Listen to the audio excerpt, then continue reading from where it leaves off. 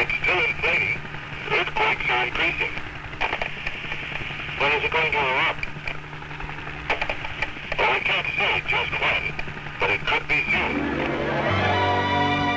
Mark Twain once called Hawaii the loveliest fleet of islands that lies anchored in any ocean. Indeed, few places on Earth can match Hawaii's near-perfect climate and haunting beauty. But this warm and gentle land suffered at the peaks of huge volcanic mountains that for millions of years have erupted time and time again, building up from the sea floor to break through the ocean surface and form the islands we see today. At dawn on the morning of May 24th, 1969, the expected eruption was underway.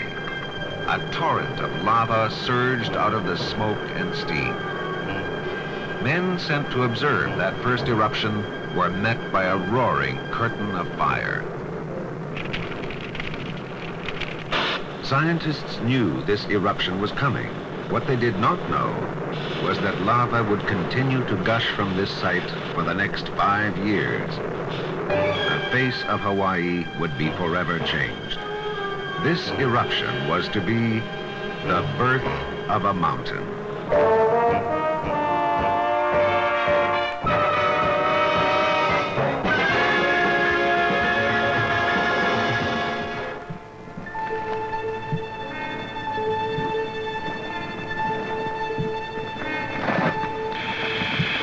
Observatory to vent. Go ahead, observatory. What's happening down there? The lava's about 10 meters down and rising.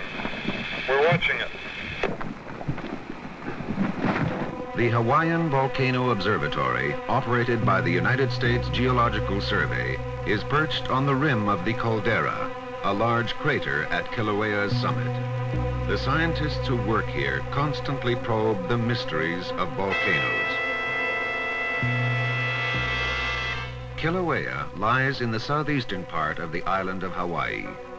Stretching away from the summit caldera is an area of frequent volcanic activity, the East Rift Zone.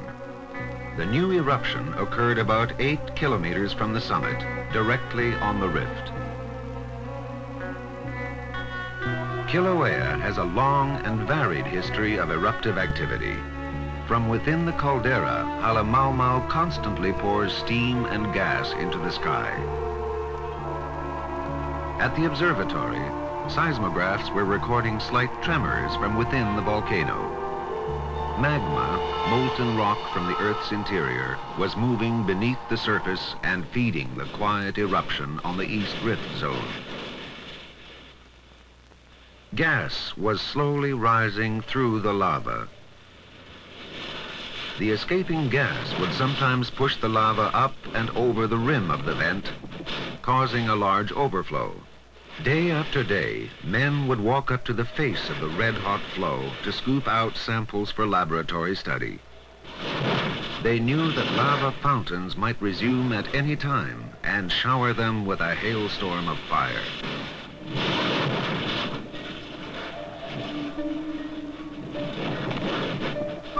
Instruments called tilt meters showed that Kilauea was inflating as magma from deep in the earth moved into reservoirs near the surface.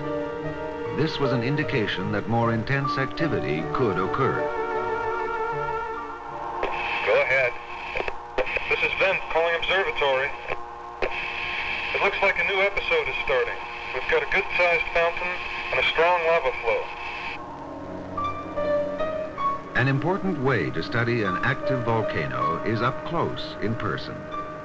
Teams of scientists headed for the vent to study in detail this new active phase of the eruption. The volcano gave them plenty to do. Another episode of high fountaining was underway. 12 of these episodes occurred in 1969. At the foot of the fountain, in choking heat and gas, geologists continued their work, collecting lava samples, studying the eruption closely. This time, they saw a strange phenomenon. Lava rushing out of the main vent ran down to this lower vent and flowed back into the mountain. Possibly it was rejoining the inner rising stream of lava to be carried up and once again erupt from the main vent above. The volcano seemed to be recycling the molten lava.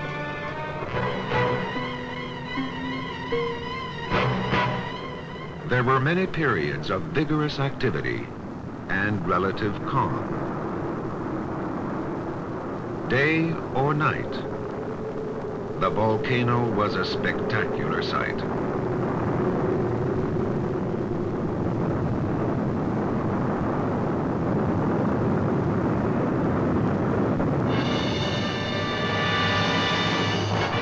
Scientists in the field studied portable seismographs locating earthquakes, trying to get some idea of where the magma below was moving.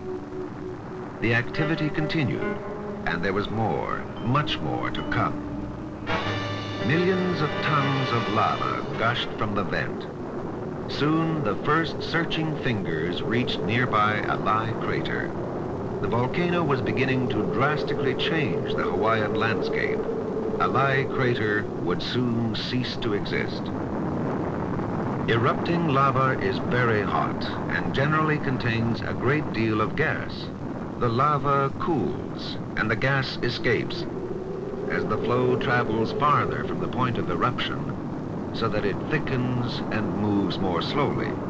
Lee crater was close to the volcano's main vent, so the lava that reached it was still very fluid. A cascade of fire twice as high as Niagara Falls and 3 times as wide roared into the crater at a speed of nearly 50 kilometers per hour.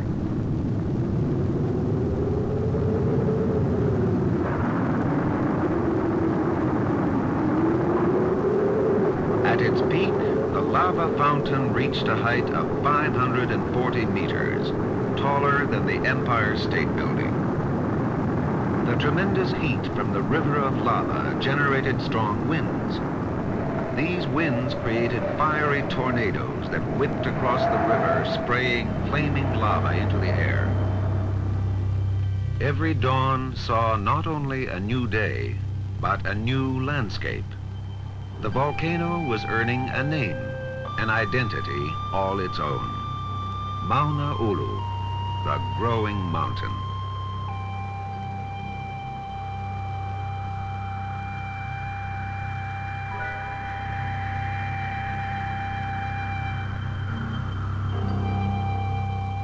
In August, Lee crater suddenly emptied of lava. Large cracks split open the crater floor and the lava drained back into the earth. In 2 months, Mauna Ulu would fill it again. 1970 saw Mauna Ulu entering a more gentle phase of the eruption. Scientists used the time to repair and renew equipment buried under previous lava flows.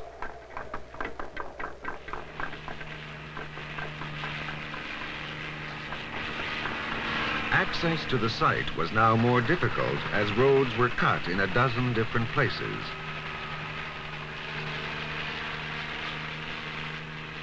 The scientist in charge of the Hawaiian Volcano Observatory, Donald Peterson, took to the air to survey the situation. Echo, this is 412. What can we do for you? We have a car trapped on the highway. Can you see any way from up there of getting it out? Oh, no way. It's totally surrounded. Looks like it's gone. Over and out.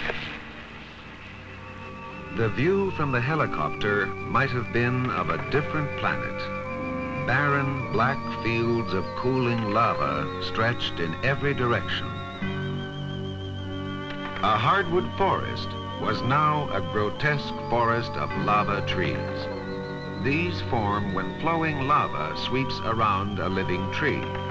Before the tree burns away, the lava cools, forming a mold around the tree trunk.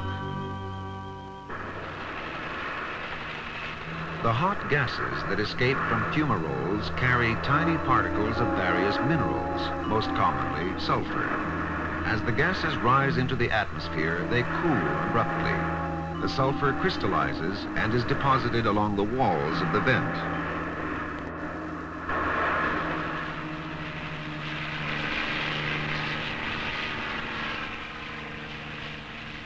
The island of Hawaii bears evidence of many past eruptions. On the southwest slope of the island is the Great Crack, another volcanic rift, probably formed during a major eruption in the early 1820s. It is a vivid reminder of Hawaii's varied history. Echo to observatory. Everything's quiet here. We're returning to base. Over. As time went by, various methods of studying the Mauna Ulu eruption were put to use. There was too much happening at one time. Scientific teams were spread too thinly, but cameras could be where men could not. Metal boxes were fitted to protect them from the heat and falling ash.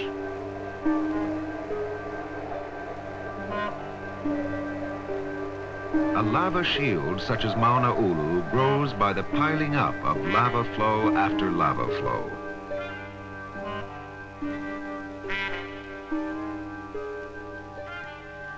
Here is a time-lapse view of a day and a night in the life of Mauna Ulu. The lava pours out over the gently sloping sides of the shield. Another layer is added and the mountain grows, eventually to become the largest new volcanic landform in the United States in many centuries.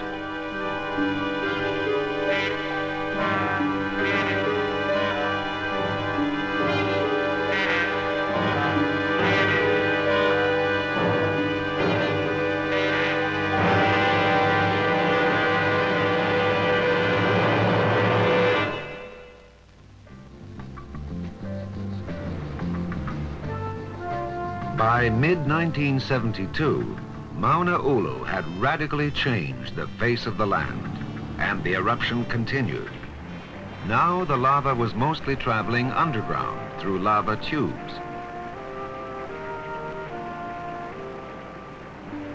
Skylights in the tube ceilings gave scientists a unique opportunity to measure the temperature of the flowing lava. It measures 1160 degrees Celsius. The top of this stream is cooling, forming a crust.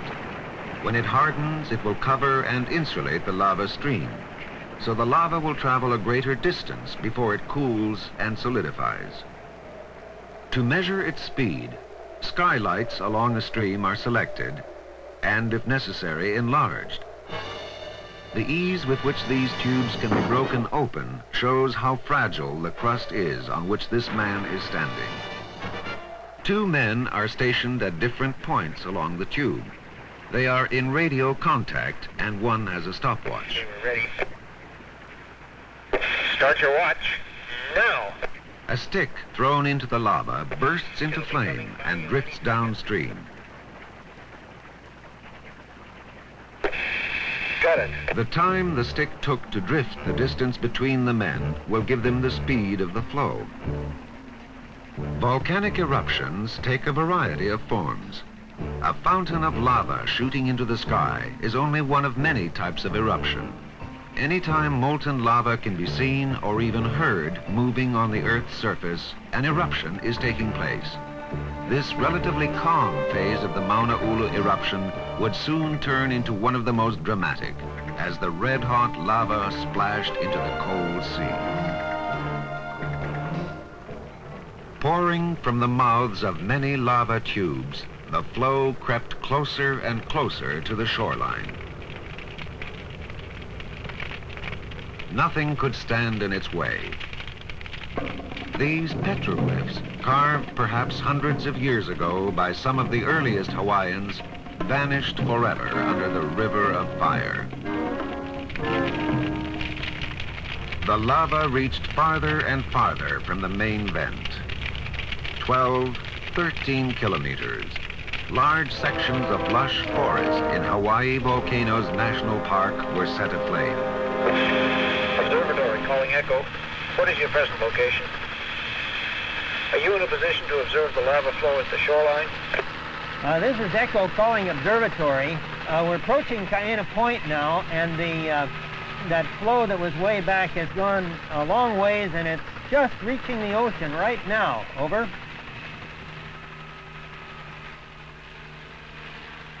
Again, Mauna Ulu gave scientists a rare look at the forces that shape our planet. This is the process that built the Hawaiian Islands, and indeed much of our Earth's crust.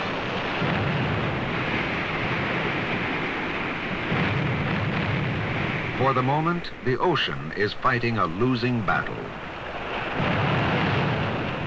The lava pours in faster than it can be washed away, and slowly the coastline pushes seaward.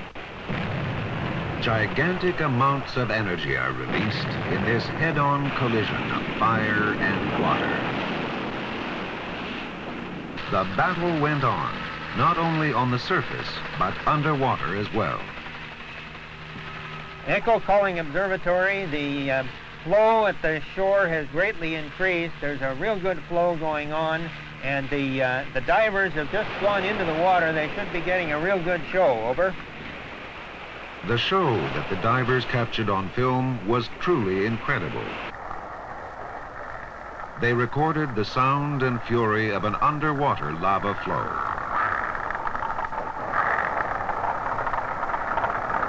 The hard crust above the tubes defies the breaking wave, and the lava continues to flow underneath the crust out into the ocean.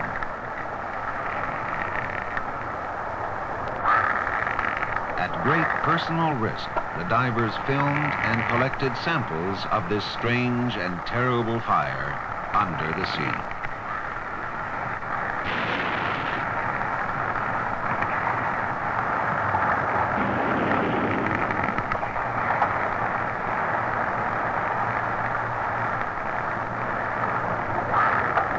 The sloping flank of the island extends down into the ocean, and the lava poured down this slope for many meters.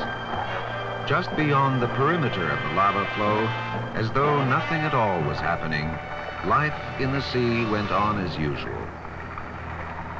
Lava continued to pour into the sea. Its source was the same vent that was supplying the lava lake in the large crater at Mauna Ulu's summit. The mountain had grown above the forest when in May of 1973 it underwent a dramatic change. The crater collapsed, the lava tubes dried up, and the flow into the sea stopped. Mauna Ulu remained sluggish for most of the rest of 1973, and some people thought it might be finished. It was not. Later in the year, activity resumed. By late January of 1974, Mauna Ulu was again erupting strongly. In the next few months, the mountain added another 30 meters to its height, and its shape was completely changed. Lava fountains repeatedly roared into the sky in spectacular shows of fury. The United States Geological Survey and the National Park Service studied the situation closely and decided it was safe to allow tourists near the vent. People came by the thousands to see the terrible beauty of a volcanic eruption.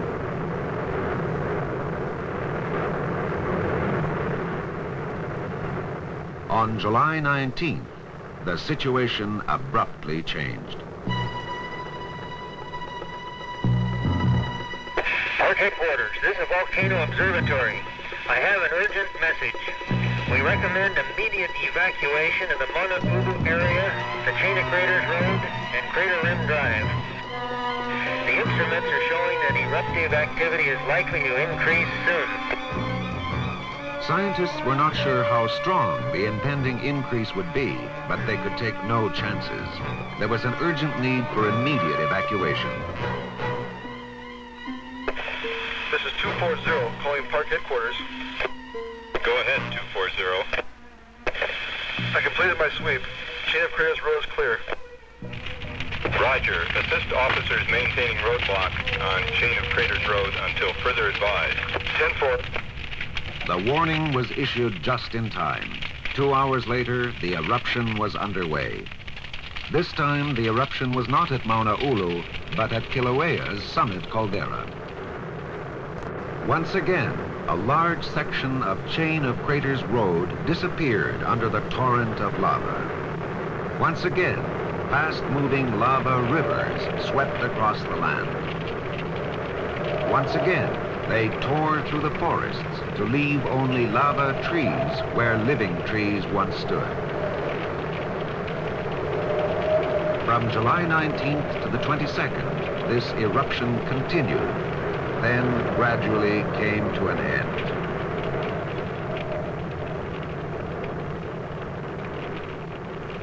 While the eruption at Kilauea's summit was dying, the last traces of the molten pool of lava in Mauna Ulu also disappeared.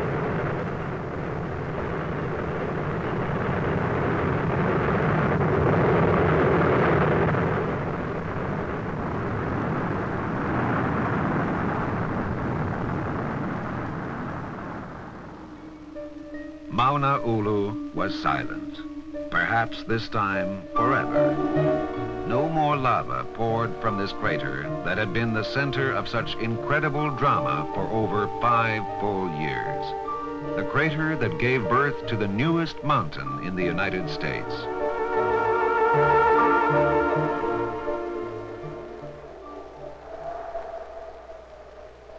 This is an ever-changing world. No sooner had Mauna Ulu finished growing than the winds and rains began the process of erosion that will wear it away. But nature will take many thousands of years to level this mountain. A massive lava shield about 1.5 kilometers wide, 2 kilometers long, 130 meters high. Scientists hesitate to call the volcano dead. It may be dormant, only resting for a while.